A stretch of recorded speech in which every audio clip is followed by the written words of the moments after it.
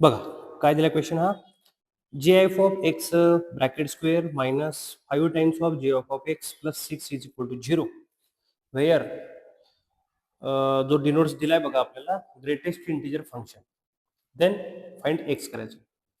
तर या क्वेश्चन मध्ये आपल्याला ग्रेटेस्ट इंटिजर फंक्शन ही कन्सेप्ट आली.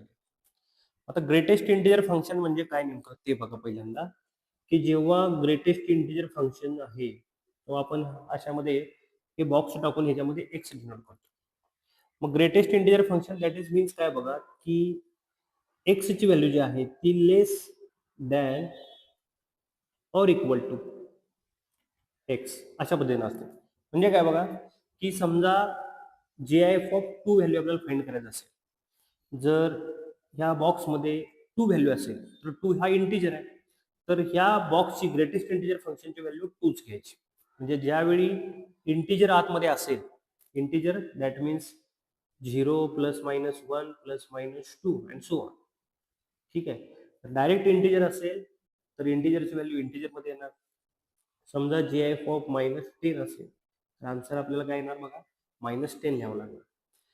बर, त्यानंतर समजा आपल्याला व्हॅल्यू 4.5 अशी व्हॅल्यू फाइंड करायची असेल, मेन कन्सेप्ट समजून घ्या.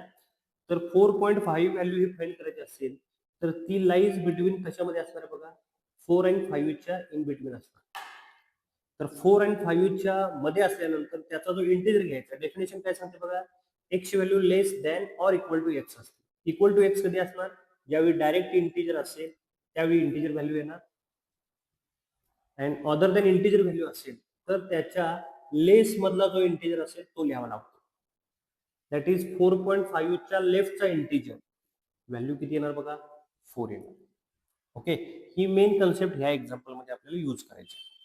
आता ह्या एक्झाम्पल मध्ये काय दिले बघा, की G F of X bracket square आहे, त्यामध्ये आपण काय करूया बघा, की let greatest integer of X ची व्हॅल्यू आपण टी कन्सिडर करूया. ग्रेटेस्ट इंटिजर फंक्शन एक्स जो आहे तो टी कन्सिडर करूया. इक्वेशन काय होईल बघा, क्वाड्रेटिक इक्वेशन तयार होऊन जाईल, T square minus 5t plus 6 is equal to 0. तर आता ह्या क्वाड्रेटिक इक्वेशनचे फॅक्टर्स पडता आपल्याला येतात. 6 चे फॅक्टर असे पडायचे आहेत की -5 त्याचे रूट्स मध्ये आले पाहिजे. रूट्स जे आहेत ते -5 आले पाहिजे. Sum of roots, product of roots 6 यायला पाहिजे. तर फॅक्टर्स काय पडले बघा, -2 and -3. That is it can be written is 2 - 2 t - 3 is equal to 0. Therefore, t is equal to 2 or t is equal to 3.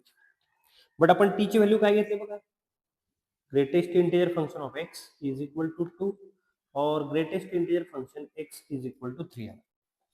आता कसं सॉल्व्ह करायचं आहे बघा, जेव्हा तुमचा इंटिजर 2 मिळेल, काय म्हणतो बघा आपण, इंटिजर 2 कधी मिळणार, जेव्हा तुम्ही 2 च्या राईटच्या ह्या सगळ्या व्हॅल्यू ज्या घ्याल, अगदी 3 ला तुम्हाला ओपन करावं लागेल, कारण एक्झॅक्ट 3 हा इंटिजर आहे. 2 च्या ह्या प्रत्येक राईट मधल्या टर्मचा इंटिजर तुमचा 2 येणार. ओके, म्हणजे फॉर एक्झाम्पल तुम्ही 2.99 जरी घेतलं, ग्रेटेस्ट इंटिजर फंक्शन ऑफ 2.9 सुद्धा त्याचं 2.93 च्या जवळ जरी असला तरी ग्रेटेस्ट इंटिजर फंक्शनची डेफिनेशन काय आहे, की त्याच्या लेफ्टचा इंटिजर घ्यायचा आहे. ओके, त्याचा 2.9 चा इंटिजर कोणाला लेफ्टचा 2 येणार. बर, म्हणजे ह्या पूर्ण इंटरवल मधले 2 to 3 मध्ये याचा प्रत्येकाचा इंटिजर कोण येणार बघा, 2 येणार.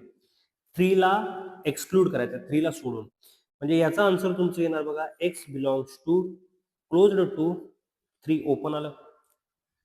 Similar way X is equal to जेव्हा ग्रेटेस्ट इंटिजर फंक्शन 3 म्हणणार आहे आपण, तेव्हा 3 to 4 मध्ये बघा, 3 जेव्हा इंटिजर येईल तेव्हा या 3 च्या राईट पूर्ण इंटरवल 4 ला सोडून, आणि 4 हा इंटिजर आहे, 4 चा ग्रेटेस्ट इंटिजर 4च येणार. तर यामध्ये याचं आन्सर काय येणार बघा, x belongs to closed 3 to 4 open. Okay, आता ऑर म्हणल्यामुळे त्या दोन्ही सेटचा युनियन करायला पाहिजे. तर या दोघांचा युनियन जर बघितला आपण तर x belongs to closed two to 4 open येईल का बघा. That is option number C is correct. Okay,